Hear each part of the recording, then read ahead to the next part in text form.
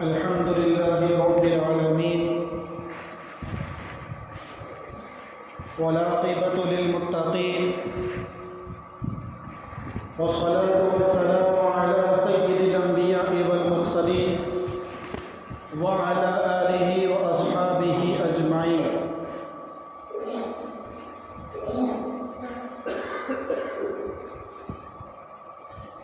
أما بعد فقد قال النبي صلى الله عليه وسلم من تشبه بقوم فهو منهم او كما قال عليه الصلاة والتسلیم.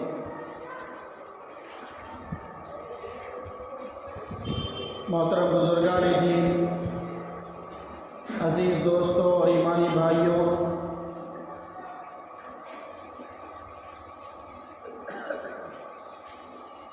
رجب کا بابرکت مہینہ چل رہا ہے اور رمضان کی آمد ہے، کیونکہ رجب کا مہینہ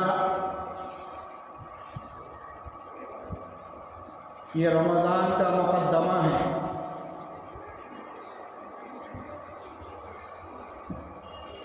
رجب کا مہینہ اور اسی طرح شعبان کا مہینہ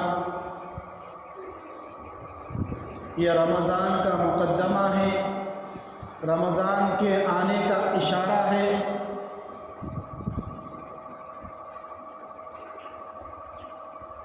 اس مہینے کے اندر یعنی ماہ رجب کے اندر ہمیں کیا کرنا چاہیے اور کیا نہیں کرنا چاہیے،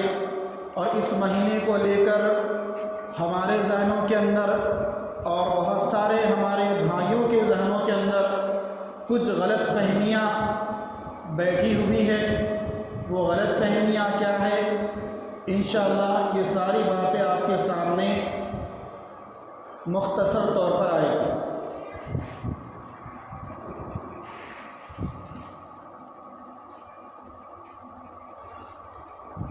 پہلی بات تو یہ ہے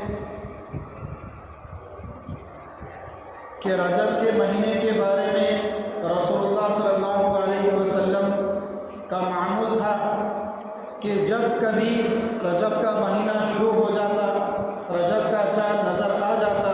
تو رسول اللہ صلی اللہ علیہ وسلم ایک دعا پڑھا کرتے تھے. خود بھی پڑھتے، صحابہ کرام کو بھی فرماتے کہ تم بھی اس دعا کا اہتمام کرتے رہو. وہ دعا کون سی ہے؟ وہ دعا ہے اللہم بارک لنا فی رجب و شعبان وبلغنا رمضان.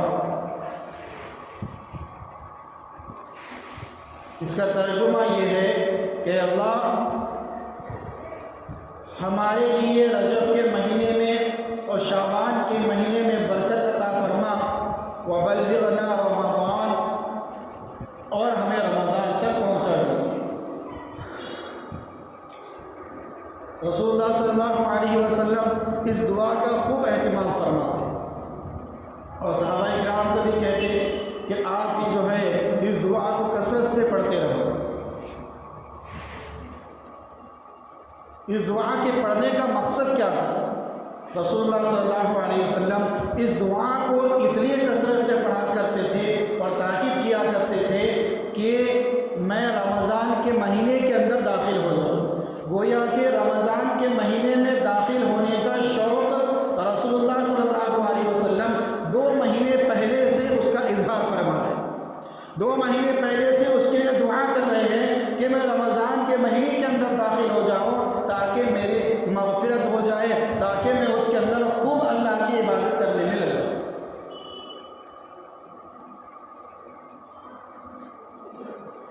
کیونکہ رسول اللہ صلی اللہ علیہ وسلم سے زیادہ رمضان کی فضیلت، اس کی اہمیت، اس کے انوارات، اس کے برکات کو کون جان سکتا؟ ہمارے ذہنوں میں تو بس یہ رہتا کہ رمضان کا چاند نظر آ گیا، 30 روزے یا 29 روزے رکھنا ہے اور 30ویں دن یا 31ویں دن جو ہے عید کی نماز پڑھ لینا، رمضان ختم ہو جائے گا. لیکن رمضان کے دنوں کے اندر کیا کیا برکات اللہ تبارک و تعالیٰ نازل فرماتا ہے، کیا کیا رحمتیں نازل فرماتے ہیں رسول اللہ صلی اللہ علیہ وسلم، ان ساری برکات کو خود اپنی آنکھوں سے دیکھتے ہیں۔ اس لیے 2 مہینے پہلے سے اس کا اشتیاق، اس کے شوق کو ظاہر کر رہے ہیں اور دعا کر رہے ہیں اللہم بارک لنا فی رجب و شعبان وبلغنا رمضان۔ اس لیے اس دعا کا ہمیں بھی اہتمام کرنا چاہیے۔ ہر نماز ہم پڑھے 5 نمازیں، تو ہر نماز کے بعد ہم اس ہاتھ اٹھا کر یا بغیر ہاتھ اٹھائے اس دعا کو دل سے یا زبان سے پڑھ لیں اللہم بارک لنا فی رجب و شعبان وبلغنا رمضان، کیونکہ ہماری عبادت رسول اللہ صلی اللہ علیہ وسلم کے ذرے برابر کو بھی پہنچ نہیں سکتی، لیکن ہمیں ابھی سے جو ہے رمضان کی تیاری کرنا ہے۔ اب رمضان کی تیاری کیا ہے؟ رمضان کی تیاری یہ ہے کہ ہم ابھی سے 2 مہینے پہلے سے اپنی عبادتوں کے اندر کچھ اضافہ کرتے چلے جائیں، کچھ اضافہ۔ جیسے ہماری عادت تھی ہم 5 نمازیں پڑھ لیتے، فرض پڑھتے فوراً بھاگ جاتے، کچھ لوگوں کی عادت ہوتی جیسے ہی فرض نماز ختم ہوتی ان کا دوسرا کام جو ہے مسجد کے باہر جاتا۔ سنت، نفل اور واجب ان سے کوئی تعلق کچھ لوگوں کا نہیں رہتا آپ کے علاوہ کا، کیونکہ بہت سارے لوگوں کو دیکھا میں یہاں پر بھی اور ہم شعبان کے اندر بھی، تو ایسی نماز ختم ہوتی امام صاحب نے سلام پھیرا، 2-3 لوگ سلام پھیرتے ہی بغیر دعا مانگے اٹھ جاتے، اور امام صاحب نے دعا کرائی، اجتماع دعا کرانے کے بعد آدھی سے زیادہ مسجد خالی ہو جاتی۔ ہر مسجد کا معاملہ بنا ہوا ہے کہ آدھی سے زیادہ 80% تک مسجدیں خالی ہو جاتی، 20% نمازی رہتے مسجد کے اندر جو سنت نفل پڑھنے والے رہتے، باقی جو ہے 2, 4, 3 پڑھ لیتے ہی فوراً مسجد سے بھاگ جانا۔ یہ عادت ہماری بنی، ایسا نہ کرے، بلکہ نماز پڑھنے کے بعد جو سنت ہے ان سنتوں کو ادا کریں۔ اگر یہاں ادا نہیں کر سکتے، کیونکہ افضل طریقہ سنتوں کا یہ ہے کہ گھروں میں جا کر سنتیں پڑھی جائیں۔ رسول اللہ صلی اللہ علیہ وسلم کا معمول تھا کہ آپ سنتیں گھر پر جا کر ادا کرتے۔ اس کی وجہ یہ تھی کہ گھر کے اندر ایک نماز کا ماحول بن جائے، اور دوسری وجہ یہ تھی کہ گھر کے اندر بھی نماز کی برکات حاصل ہو جائے، کیونکہ جس گھر میں قرآن اور نماز نہیں پڑھی جاتی تو وہاں پر کیا وہ گھر نہیں ہے۔ رسول اللہ صلی اللہ علیہ وسلم نے فرمایا وہ ویران ہے اللہ کی نظر میں، جیسے کہ قبرستان ویران ہوتا، کھنڈرات ویران رہتے، تو ایسے ہی وہ ویران گھر ہے اللہ کی نظر میں۔ بھلے ہی وہ بڑا سے بڑا بنگلہ ہوگا، 1 کروڑ 2 کروڑ کا بھی بنگلہ ہوگا، لیکن اللہ کی نظر میں اس کی کوئی حقیقت نہیں ہوگی۔ اگر چھوٹی جھوپڑی ہوگی اس میں نماز کی پابندی ہوتی ہوگی تو کیا ہوگا؟ وہ گھر اللہ کی نظر میں کیا ہے؟ بابرکت رہے گا۔ اور تیسری وجہ یہ بھی رہتی کہ ہم سنتیں وہاں پر جا کر پڑھیں گے تو گھر کی خواتین کو، گھر کے بچوں کو بھی جو ہے ایک میسج جائے گا، ان کے ذہنوں کے اندر یہ بات بیٹھے گی کہ ہمارے والد اور ہمارے شوہر گھر کے اندر نماز پڑھ رہے ہیں، بیوی کو احساس ہوگا، بچوں کو احساس ہوگا کہ ہمارے والد گھر کے اندر نماز پڑھ رہے ہیں تو ہم بھی نماز کی پابندی کریں۔ ابھی سے ان کی ذہنوں کے اندر یہ بات بیٹھے گی، تو اس لیے معمول تو یہی ہے کہ گھر پر جا کر سنتیں پڑھیں، لیکن ماحول ایسا ہے ابھی کا، یہ تو پہلے کی بات ہے، لیکن ماحول ایسا ہے کہ ہمیں پورا یقین ہے ہمارا قدم مسجد سے باہر جیسے ہی پڑا دنیا ہمیں کیا ہے اپنے گود میں لے لیتی۔ ہم ہوٹلوں میں یا دوستوں کے اندر گپ شپ کرنے میں یا کاروبار میں مصروف ہو جاتے ہیں، اور 99.9% لوگوں کا یہی جو ہے مسئلہ ہے، مسجد سے باہر قدم پڑتے ہی دنیا کے اندر مشغول ہو جاتے ہیں۔ تو ایسی صورت میں اور ماحول کو سامنے رکھتے ہوئے ہم یہی بات کہیں گے کہ سنتیں بھی مسجد ہی کے اندر پڑھ کر جائیں۔ ہاں اگر آپ کو یقین ہے اور آپ کے پاس وقت بچتا ہے کہ اور آپ کو پورا یقین ہے کہ میں 2 رکعت یا 4 رکعت سنتیں گھر میں جا کر ادا کروں گا، تو پھر ان کے لیے یہی مسئلہ ہے کہ وہ گھر میں جا کر باقی کی سنتیں ادا کریں۔ اور کچھ سنتیں ایسی ہیں جو سنتیں مؤکدہ ہے، سمجھ رہے؟ سنت مؤکدہ اس سنت کو کہا جاتا جس کے بارے میں رسول اللہ صلی اللہ علیہ وسلم نے خوب تاکید کی ہو، بار بار اس کو ذکر کیا ہو، پڑھنا چھوڑنے پر اس کے بارے میں وعید فرمایا۔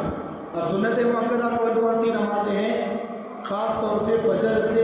پہلے کی 2 رکعت، فجر کی نماز سے پہلے کی جو 2 رکعتیں یہ سنت مؤکدہ ہے۔ نماز کھڑی ہو گئی، جماعت کھڑی ہے، امام صاحب نے سورہ فاتحہ شروع کر دی، امام صاحب کی 1 رکعت ہو گئی، امام صاحب دوسری رکعت کے لیے بھی کھڑے ہو گئے اور دوسری رکعت کی بھی جو ہے سورہ فاتحہ ضم سورہ پڑھ لیا انہوں نے۔ اس کے بعد آپ جو مسجد کے اندر داخل ہو رہے ہیں، آپ کو یقین ہے کہ مجھے سلام قاعدہ، آخری قاعدہ مل جائے گا امام کے ساتھ میں، تب بھی 2 رکعت سنتیں پڑھنا ہے، اس کے بعد فرض میں داخل ہونا ہے، یقین ہونا چاہیے۔ لیکن اگر امام صاحب نے جو ہے دوسری رکعت کی سورہ فاتحہ پڑھ لی اور چھوٹی سی سورت پڑھ رہے ہیں اور آپ کو یقین ہے کہ یہ سورت اگر یہ جب تک ختم کریں گے میں 2 رکعت پڑھ لوں گا تو پڑھ لیں، لیکن اگر آپ کو یقین ہے کہ اور اندیشہ ہے کہ اگر میں 2 رکعت سنتیں پڑھ جاؤں گا تو فرض جماعت سے چھوٹ جائے گی، تو ایسی صورت میں سنت نہ پڑھیں بلکہ فرض میں شامل ہو جائے۔ اب کیا کریں گے؟ اب جو 2 رکعت سنتیں چھوڑ گئی، کچھ لوگ کیا کرتے ہیں، امام صاحب نے سلام پھیرا، سلام پھیرتے ہی دعا ہو گئی، دعا ہونے کے بعد کچھ لوگ کیا کرتے ہیں، کونے میں جا کر سنتیں ادا کرتے ہیں۔ سنت کا وقت وہ نہیں ہے جو آپ کر رہے ہیں۔ فجر کی 2 رکعت سنت فرض سے پہلے ہیں، اگر وہ چھوٹ جائے تو کون سے وقت میں آپ کریں گے؟ وہ ہے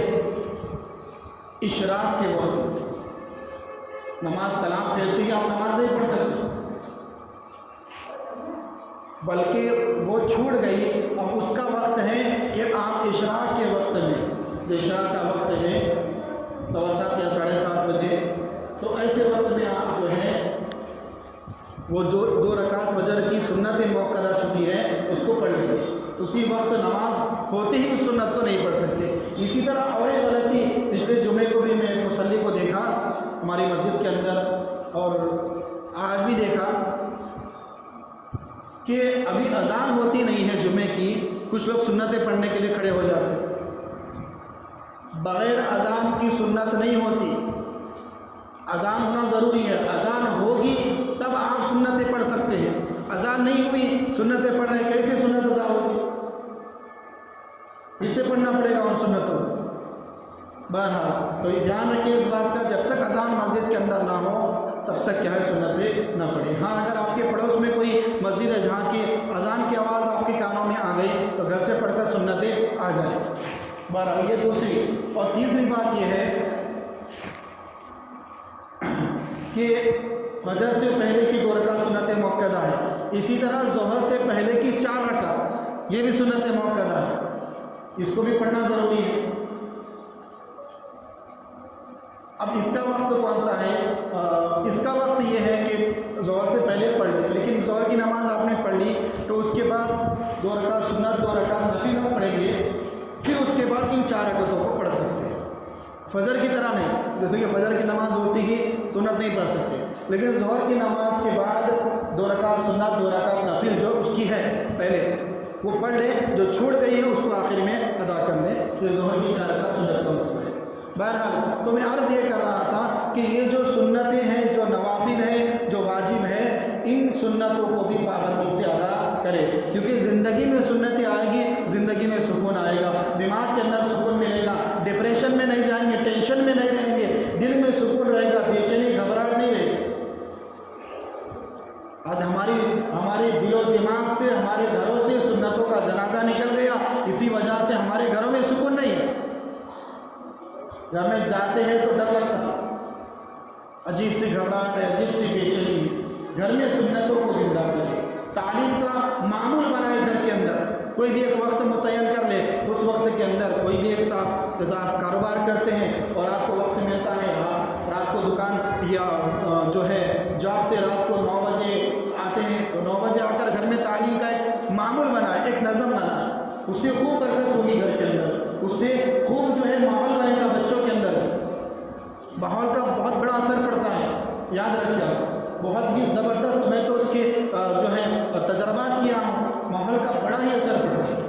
کیونکہ میں خود تعلیم کرتا ہوں گھر کے اندر، مغرب کے بعد تعلیم کا وقت ہے تو اتنا اثر پڑتا ہے، چھوٹے بچے بھی جو ہے الحمدللہ ماشاءاللہ جو ہے نماز کے لیے جاتے ہیں، اور ہم سے پہلے پہنچ جاتے چھوٹے بچے، ہم سے پہلے مسجد میں جا کر جو ہے بیٹھ جاتے ہیں، تو اثر پڑتا ہے، کیونکہ نصیحت کرنا قرآن کریم کے اندر اللہ رب العزت نے خود فرمایا ایمان والے کو نصیحت کرو، بار بار نصیحت کرتے رہو، نصیحت کرنا فائدہ دیتا ہے۔ میں آپ کو کہوں گا آپ کو بار بار نماز پڑھو، بھلے ہی آپ سب نہ مانیں لیکن کم سے کم 4 لوگ تو بھی مان جائیں گے، 4 لوگوں کے ذہنوں میں تو یہ بات بیٹھ جائے گی کہ امام صاحب اور خطیب صاحب ہر جمعے کے اندر آ کر یہ بار بار اعلان کر رہے کہ نماز کی پابندی کرو، 5 نمازیں مسجد میں آ کر وقت پر جماعت کے ساتھ ادا کرو، تو مجھے کرنا چاہیے۔ یہ اپنے فائدے کے لیے نہیں کہتے، ایسا نہیں کہ سارے مصلی جو ہے نماز پڑھنے لگ جائے، 5 وقت کی تہجد پڑھنے لگ جائے، ساری سنتیں نوافل اور واجبات پڑھنے لگ جائے، ایسا تو نہیں ہے کہ امام صاحب کی یا خطیب صاحب کی پیمنٹ پڑ جائے گی، ایسا ہونے والا نہیں ہے۔ یہ آپ کی خیر خواہی کے لیے ہے، آپ کی آخرت کو سنوارنے کے لیے کہ اگر آپ نمازی بن جائیں گے تو آپ کا فائدہ ہوگا، اس میں میرا فائدہ کچھ بھی نہیں۔ ہاں اتنا ہو سکتا ہے آخرت کے حساب سے کہ آپ کے نماز پڑھنے کی وجہ سے اللہ میری بھی مغفرت کرنا دے، میری نصیحت کرنے کی وجہ سے اور اس نصیحت پر آپ کے عمل کرنے کی وجہ سے اللہ مغفرت فرما دے، کیونکہ حدیث پاک کے اندر رسول اللہ صلی اللہ علیہ وسلم نے فرمایا کہ انسان مر جاتا ہے، ساری چیزیں، مال، اسباب، سامان، جائیداد، زمین اور کاروبار، ساری چیزیں اس سے چھین لی جاتی، 3 چیزیں اس کے ساتھ جاتی ہے اور 1 چیز اس کے ساتھ قبر میں رہتی ہے، 2 چیزیں گھر کو واپس آ جاتی۔ یہ حدیث پہلے بھی سنایا تھا میں۔ 2 چیزیں کون سی ہے؟ مال ہے جو بہترین جو سامان لے کر جاتے وہ واپس لے آتے، اور رشتہ دار ہیں، رشتہ دار بھی قبرستان جاتے ہیں اور پھر دفن کرنے کے بعد یہ بھی واپس آ جاتے ہیں۔ تو مال آ گیا، رشتہ دار واپس آ گئے، مال بھی واپس آ گیا۔ تیسری چیز بچی اس کے اعمال جو اس نے دنیا کے اندر کیے ہیں، اچھے کیے ہو یا برے کیے ہو، وہ اعمال اس کے ساتھ قبر کے اندر اترتے ہیں۔ اب اچھے عمل کیے ہوں گے، کوئی نیک کام کیا ہوگا، کسی کو نصیحت کی ہوگی، کسی کو اچھی بات بتائی ہوگی اور اس بات پر عمل کر کے نمازی بن گیا ہوگا، قرآن کی تلاوت کرنے والا بن گیا ہوگا، حج اس نے ادا کیا ہوگا، تو آپ نے اگر اپنے بیوی کو، اپنے بچوں کو، اپنے ماں باپ کو گھر میں نصیحت کی اور وہ سارے نمازی بن گئے، آپ تو مر کر قبر میں چلے جائیں گے، لیکن آپ کا نصیحت کرنا یہ کیا ہے؟ یہ ثواب جاریہ بن جائے گا آپ کی۔ آپ قبر میں سوئے ہوں گے اور آپ کی جو ہے نامہ اعمال کے اندر، رجسٹر کے اندر نیکیاں آتی رہے گی۔ آپ سوچیں کہ میں ایسا کون سا کام کیا دنیا کے اندر کہ مرنے کے بعد بھی ثواب آتا رہا، تو اس وقت آپ کو پتہ چلے گا کہ میں نے گھر کے اندر جو ماحول بنایا تھا، گھر کے اندر، گھر کی عورتوں کے اندر، میری ماں اور بہنوں کے اندر اور میری بیوی کے اندر، میرے بچوں کے اندر جو ایک دینداری جاگی تھی، جس کی وجہ سے آج تک وہ لوگ نماز پڑھ رہے ہیں، ان کی نماز کا ثواب ان کو ملے گا، اللہ دیں گے ان کو، لیکن ان کے سدھرنے کے پیچھے آپ کا ہاتھ ہے تو آپ کو بھی اس کا ثواب ملتا رہے۔ اس سے گھر کے اندر خود نصیحت کریں۔ عورتیں جو ہوتی ہیں وہ نرم دل ہوتی ہیں، آپ ان کو پیار محبت سے سمجھائیں گے، فوراً وہ نمازی بن جائیں، فوراً۔ بھی ایک جگہ گجرات کے اندر، گجرات کی بات ہے، وہاں پر مسجد بنانا تھا، مسجد نئی تعمیر کرنا تھا، تو پہلے مسجد کا چندہ کیا گیا گاؤں والوں کو، چھوٹا گاؤں تھا، گاؤں والوں سے چندہ کیا گیا، تو الحمدللہ بہت سارے لوگوں نے کافی پیسہ لگایا، بہت سارا پیسہ دے دیا، بلکہ ایک صاحب نے تو 11,11,111 روپئے اس نے لگایا۔ میں خود اس مجلس میں بیٹھا ہوا تھا، تو ایک صاحب نے کتنے لگائے مسجد کی تعمیر کے لیے؟ 11,11,111، یعنی ایک کا آنکڑا جو ہے شروع سے لے کر آخر تک اس نے لگا دیا۔ اللہ اس کے لیے کو قبول فرمائے۔ تو مردوں کا چندہ الگ کیا، پھر عورتوں کی جب باری آئی تو جب مرد کا چندہ ہو گیا، دوسرے تیسرے دن عورتوں کو جو ہے مسجد میں بلایا، مسجد میں عورتیں آ سکتی، لیکن اب حالات ایسے ہیں کہ جماعت کے ساتھ نماز نہیں، بلکہ جماعت کے ساتھ، بلکہ گھر میں عورتیں نماز پڑھے گی، لیکن ایسا کوئی ماحول بن جائے کہ مسجد کا چندہ ہو یا کوئی بھی بات مسجد کی تعمیر ہو رہی ہو، ایسے چندے نہیں، تو اس وقت مسجد کے اندر تھوڑا تعمیری کام ہو گیا تھا، مسجد کے اندر ہی بلا کر جہاں پر کوئی مرد نہیں تھا بلکہ ساری عورتیں تھیں، ایک ڈبہ رکھا گیا بڑا سا اور کہا کہ اس کے اندر جو جتنا چاہے ڈال سکتے۔ تو پھر نصیحتیں کی گئی پردے کے پیچھے سے کہ اللہ کا گھر بنانے میں کتنا جو ہے بڑا ثواب ہے، کتنی بڑی نیکیاں ہیں۔ جب یہ بات سامنے آئی تو اس وقت دیکھنے میں آیا، جب اس گلے کو کھولا گیا تو کئی عورتوں نے اپنے گلے کے سونے کے زیور کو اتار کر اس میں ڈبے ڈال دیے، کئی عورتوں نے اپنی انگوٹھیاں اسی وقت نکال کر اس ڈبے میں ڈال دی۔ تو اسی طرح کل ملا کر تقریباً 6 لاکھ کچھ جو ہے صرف عورتوں کا چل رہا ہے، چھوٹا سا گاؤں مختصر، اور 1.5 کروڑ سے زیادہ اس گاؤں کے اندر چندہ مسجد کا۔ بہرحال تو یہ تو میں عرض کر رہا تھا کہ ہم نصیحت کریں گے اور اپنی فکر نہ کریں بلکہ اپنے گھر والوں کی بھی فکر کریں، اپنے گھر والوں کی بھی آخرت کو بنانے کی فکر کریں، اپنے بچوں کے فیوچر کو، ان کے مستقبل کو بنانے کی فکر کریں۔ جیسا ہم دنیا کے معاملے میں ان کی فکر کرتے ہیں کہ آگے جا کر یہ ڈاکٹر بنے گا، انجینئر بنے گا اور اچھے سے اچھی ڈگری کو حاصل کرے گا، ہم فکر کرتے، اور اسی فکر کا نتیجہ یہ رہتا کہ صبح 6 بجے اٹھا کر بچے کو بٹھا دیتے کہ تو اپنا جو بچہ کا ہوم ورک ہے وہ پورا کر۔ صبح 6:30 بجے بچہ اٹھ کر تیار ہو جاتا، 7 بجے جو ہے اسکول کے اندر پہنچ جاتا، چھوٹا بچہ ہے ابھی، ہم اس کی فکر کر رہے دنیا بنانے کے لیے، لیکن اسی بچے کو آدھا گھنٹہ پہلے یعنی 5 بجے، ابھی تو 6:20-25 پر نماز ہے ابھی تو فجر کی ہمارے ہاں، تو اتنا سارا وقت ہے، تھوڑا سا پہلے اس کو اٹھا کر 2 رکعت نماز پڑھنے کے لیے ہم مسجد کو نہیں بھیجتے، یا ہم خود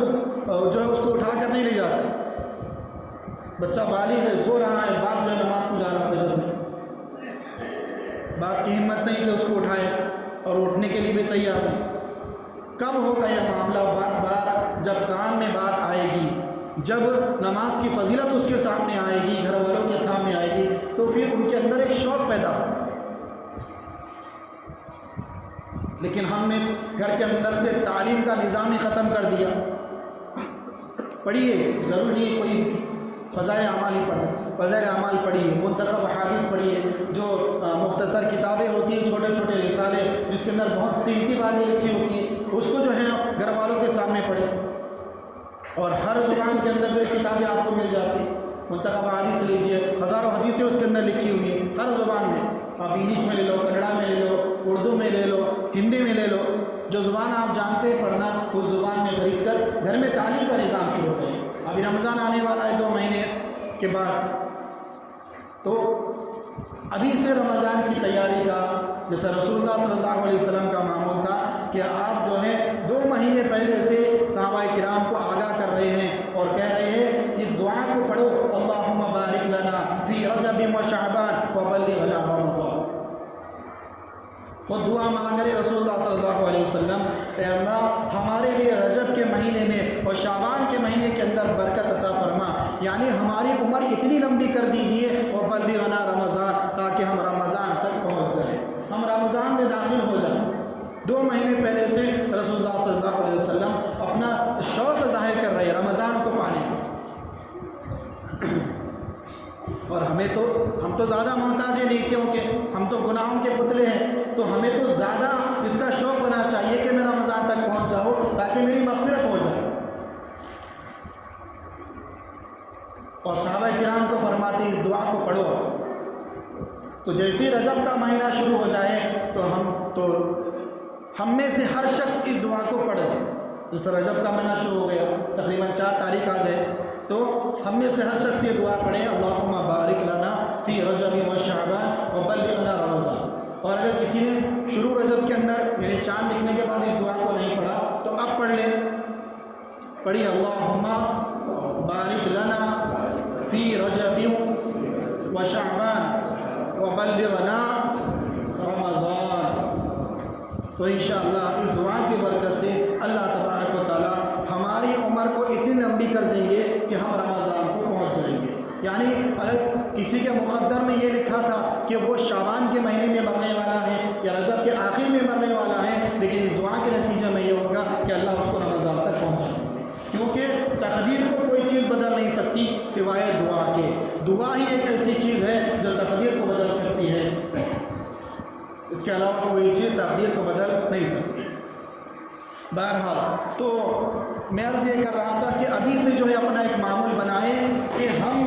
جو ہے رمضان آنے والا ہے تو اس سے پہلے رمضان کے اندر داخل ہونے کے لیے کیا کریں، اس سے پہلے ایک ٹریننگ کریں کہ ہم صرف فرض نماز پڑھ رہے تھے، لیکن اب ہمارا معمول یہ ہونا چاہیے جیسے ہی سلام پھیرتے امام صاحب دعا ہو جائے، دعا ہونے کے بعد سنتوں کا معمول بنائیں۔ اگر کسی کی عادت تھی کہ وہ دن میں 3 نمازیں پڑھا کرتا تھا یا 4 نمازیں پڑھا کرتا تھا، فجر یا عشاء اس کی قضا ہو جایا کرتی تھی، تو اب وہ اپنا معمول بنا لے کہ 5 نمازوں کی پابندی شروع کر دیں۔ اور کسی کا معمول تھا وہ قرآن پڑھتا ہی نہیں تھا تو کم سے کم 1 صفحہ پڑھنے کا معمول بنائے۔ کسی کا معمول تھا پڑھنے کا پاؤ پارا یا 1 صفحہ پڑھنے کا تو وہ 2 صفحے پڑھ لے یا پاؤ پارا سے زیادہ آدھا پارا پڑھ لے۔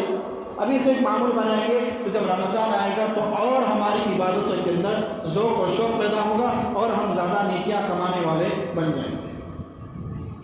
اور ایک بات اس رجب کے مہینے کو لے کر یہ ہے کہ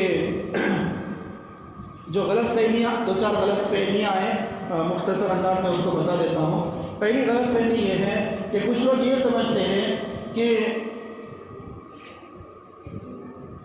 27 رجب کے بارے میں کچھ لوگوں کے ذہنوں میں یہ ہے کہ یہ شب معراج ہے اور اسی رات میں رسول اللہ صلی اللہ علیہ وسلم کو معراج ہوئی ہے، یہ یقینی بات ہے، اور آپ ساتوں آسمانوں پر جو ہے تشریف لے گئے، جنت دوزخ کی سیر کی اور نماز کا تحفہ آپ کو ملا، یہ ساری باتیں حدیث کے اندر ثابت ہیں۔ لیکن اس کے بارے میں یہ پکا یہ فکس نہیں ہے، یہ فائنل نہیں کہ 27 رجب ہی ہے۔ اس میں ربیع الاول کے مہینے کے بارے میں بھی حدیث کے اندر آیا ہے کہ ربیع الاول کے مہینے میں آپ کو معراج ہوئی، اور ایک حدیث کے اندر رجب کے مہینے کا ذکر ہے، اور ایک حدیث کے اندر دوسرے مہینے کا ذکر ہے۔ تو اسی لیے کسی ایک مہینے کو خاص کرنا اور یہ سمجھنا کہ یہی 27 رجب شب معراج ہے، یہ درست نہیں ہے۔ بڑے بڑے مفتیان کرام، مفتی اعظم کا یہ فتویٰ ہے اور یہ بات ان کی ہے کہ 27 رجب کو شب معراج سمجھنا یہ جو ہے ایک ہمارے ذہن کی بدعت ہے۔ معراج ہوئی آپ کو، یہ یقینی بات ہے، لیکن 27 رجب ہی کو یہ سمجھنا کہ یہی شب معراج ہے اور اسی رات کے اندر جو ہے جا کر اپنی عبادتوں کے اندر اضافہ کرنا اور اسی رات کو جو ہے سحری کر کے اگلے دن روزہ رکھنا، یہ ساری باتیں جو ہیں حدیث سے کہیں ثابت نہیں ہیں۔ بہرحال ہم ایسے ہی رکھ لیں، روزہ ابھی بھی رکھ لیں، کوئی حرج کی بات نہیں، کبھی بھی نفل روزہ رکھ سکتے ہیں، لیکن خاص اس دن کو خاص کر کے جو ہے روزہ رکھنا اور اس طرح کی جو ہے کچھ لوگ یہ کرتے کہ دیہاتوں کے اندر خاص کر کونڈے وغیرہ جو ہیں پکائے جاتے اور لوگوں کو خوب کھلایا جاتا، تو یہ رسومات ہیں، یہ سنت نہیں ہے۔ لوگوں نے اس کو اپنے ذہن سے جو ہے اپنے دماغ سے اس کو ایک نئی چیز کو ایجاد کر دیا ہے، لیکن ایسا جو ہے شریعت کے اندر کہیں بھی نہیں ہے۔ کچھ لوگوں کے ذہنوں میں یہ بھی رہتا جو دیہات میں رہنے والے رہتے، شہروں میں بہت کم ہوتا کونڈے وغیرہ پکانا، کہ وہ لوگ نماز نہیں پڑھیں گے 27 رجب کو نماز ہی نہیں پڑھیں گے، لیکن کونڈے پکانا کیا ہے ان کے گھروں میں بہت ضروری ہو جاتا۔ جس نے نہیں پکائے تو وہ کیا ہے، وہ مسلمان ہی نہیں، یا وہ شب معراج کو مانتا ہی نہیں، یا حضور سے محبت ہی اس کو نہیں ہے۔ اس طرح کی غلط فہمیاں جو ہے ذہنوں کے اندر بیٹھی ہوئی ہے، معاشرے کے اندر پھیلی ہوئی ہے، تو اس کو ساری چیزوں کو ختم کریں، بلکہ ایک ہی بات یاد رکھیں کہ جو کام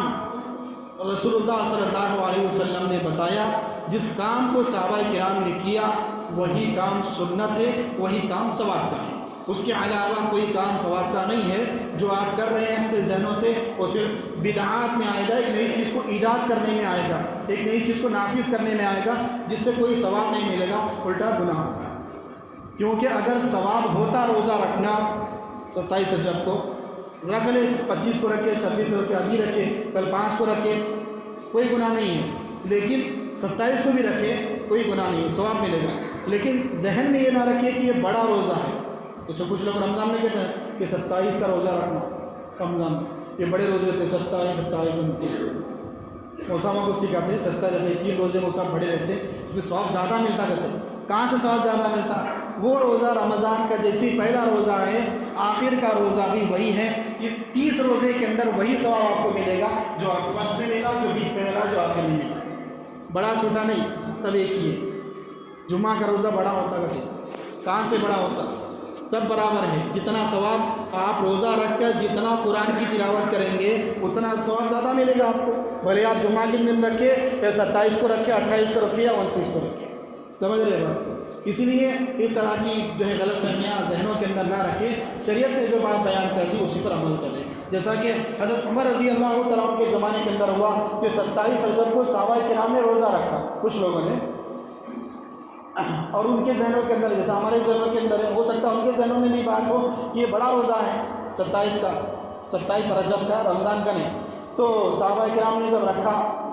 تو حضرت عمر بن خطاب رضی اللہ تعالیٰ عنہ کو جب معلوم ہوا تو ہر ایک کے گھر پر گئے، دستک دی، کنڈی بجائی، بجانے کے بعد جب باہر آئے پوچھا تمہارا روزہ ہے؟ کہا کہ ہاں۔ تو اسی وقت جو ہے ان کے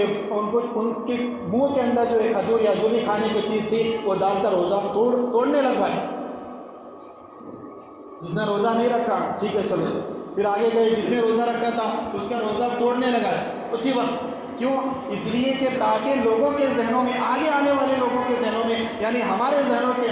اندر یہ بات نہ بیٹھے کہ 27 رجب کا روزہ بڑا روزہ ہوتا ہے یا سنت ہوتا ہے یا واجب ہوتا ہے، اس طرح کی باتیں نہ بیٹھے۔ اس لیے حضرت عمر بن خطاب نے کیا کیا؟ اسی وقت میں کئی سو سال پہلے کیا کر دیا، یہ گناہوں کا جو ایک بدعات کا جو باب دروازہ تھا اس کو اسی وقت بند کیا، تاکہ جو نفل روزہ ہے توڑ دو، اس کو بعد میں رکھ لینا نفل روزہ، لیکن ابھی توڑو فوراً۔ جتنے بھی روزے رکھے تھے سب کو توڑنے لگے تاکہ ذہنوں سے یہ بات نکل جائے کہ یہ شب معراج ہے اور اس کا روزہ بڑا ہوتا ہے۔ بہرحال رکھنا ہے، ابھی بھی رکھے، 27 کو بھی رکھے، 28 29 کو بھی رکھ سکتے ہیں، کوئی حرج کی بات نہیں ہے۔ بہرحال یہ چند باتیں تھیں ماہ رجب کو لے کر، رجب کے مہینے کو لے کر کہ اس کے اندر ہم خوب عبادتوں کا اہتمام کریں، خوب جو ہے ابھی سے عبادتوں کی پریکٹس جو ہے کرتے رہیں، تاکہ جب رمضان میں ہم داخل ہو تو ہم جو ہے پرجوش کے ساتھ اور جذبے کے ساتھ داخل ہو اور رمضان کا ہم اچھی طرح استقبال کرنے والے بن جائیں۔ استقبال کا مطلب یہ ہوتا ہے کہ خوب عبادت رمضان کے اندر ہم کرنے والے بن جائیں۔ اور یہ چند موٹی موٹی باتیں تھیں جس کو بیان کرنا ضروری تھا، اور آخر میں آپ حضرات سے یہی درخواست کرتا ہوں کہ 12:40 پر اذان ہو جاتی ہے مسجد کے اندر۔ جب اذان ہوتی ہے 2 سے 3 لوگ ہوتے ہیں مسجد کے اندر، حالانکہ آپ حضرات کو معلوم ہے کہ اذان ہوتی ہی مسجد کے اندر بات شروع ہو جاتی ہے، بیان شروع ہو جاتا ہے، اور سنت کی رعایت کو وقت بعد میں دیا جاتا ہے۔ اس کے باوجود جو ہے ہم لیٹ پہنچتے ہیں، تو ساری باتیں کیسے معلوم ہیں؟